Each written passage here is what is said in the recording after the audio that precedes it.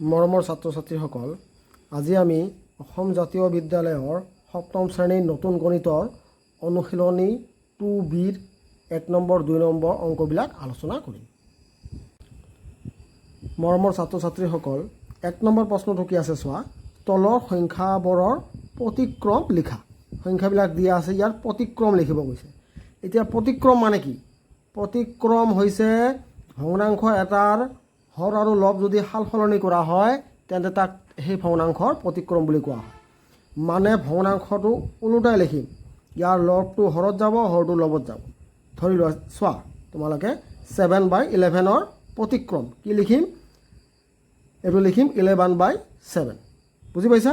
তলৰটো ওপৰত গৈছে, ওপৰৰটো তলত গৈছে, এইটোৱে প্ৰতিক্ৰম। বুজি পাইছা? আৰু এটা কথা, এটা ভগ্নাংশ আৰু তাৰ প্ৰতিক্ৰম যদি পূৰণ কৰা হয়, পূৰণ কৰিলে পূৰণফল কি পাম? সদায় 1 পাম। মানে এই দুটা যদি পূৰণ কৰোঁ, 7/11 আৰু 11/7 যদি পূৰণ কৰা হয় কি হ'ম? এই 7 কাটা যাব, 7 × 1 = 7, 11 কাটা যাব 1। তেনেহ'লে ওপৰতে 1 তলত 1 থাকিব, উত্তৰ কি হ'ব? একেই হ'ব। বুজি পাইছা? 3 নম্বৰটো দিয়া আছে চোৱা, 1/19। 1/19ৰ প্ৰতিক্ৰম হ'ব 19, কাৰণ তলত 1 নিলিখে 19। বুজি পাইছা? 4 নম্বৰটো চোৱা, 23ৰ প্ৰতিক্ৰম। 23ৰ প্ৰতিক্ৰম কি লিখিম? 1/23, কাৰণ ইয়াৰ তলত এটা 1 আছে, সেইটো ওপৰত যাব 1/23। বুজি পাইছা তোমালোকে? এইবাৰ চোৱা তোমালোকে 2 নম্বৰ। 2 নম্বৰৰ 1ত 2 নম্বৰ কি দিয়া আছে? হৰণ কৰা। 1ত দিয়া আছে 4/9ক 5/6 হৰণ কৰিব লাগে। এতিয়া কেনেকৈ কৰিম চোৱা,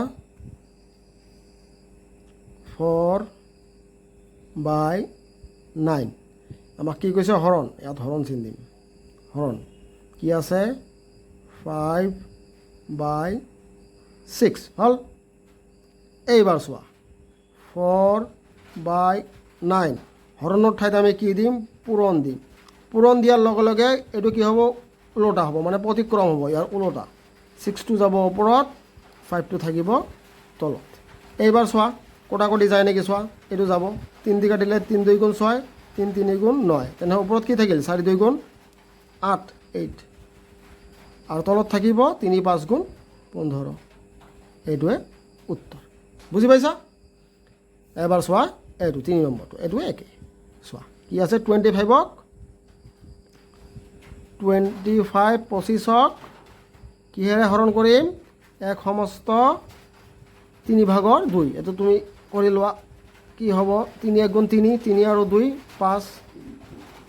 এবাৰ চোৱা 25, এইটো ইয়াত কি দিম? পূৰণ চিন দিম। পূৰণ দিয়াৰ লগে লগে কি হ'ব? 3টো যাব ওপৰত, 5টো থাকিব তলত। এতিয়া কটাকটি কৰিলে কি হ'ব? 5 1 × 5, 5 5 × 25, কি থাকিল? 5 আৰু 3, 3 5 × কিমান? 15। এইটোৱে তোমালোকৰ উত্তৰ। এবাৰ চোৱা 5 নম্বৰ কি আছে? 11 সমস্ত 3/1 একক তোমাৰ 2/3। তুমি কি কৰা? এইটো কি হ'ব? 3 11 × 33 আৰু 1 কিমান? 34 হৰণ 3/2। এবাৰ চোৱা 34 তলত কি হ'ব? 3, পূৰণ দিয়াৰ লগে লগে কি হ'ব? 2টো যাব ওপৰত, 3টো থাকিব তলত। এবাৰ চোৱা কাটাকাটি যায় নেকি?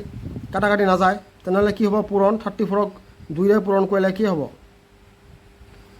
68, আৰু তলত থাকিল 3 3 × 9। এতিয়া হৰণ কৰি চোৱা, 68ক 9ৰে হৰণ কৰিলে 7 বাদ যাব, 7 9 × 63, কি হ'ব? 5।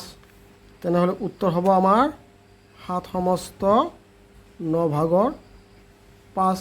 এইটোৱে তোমালোকৰ উত্তৰ। বুজি পাইছা?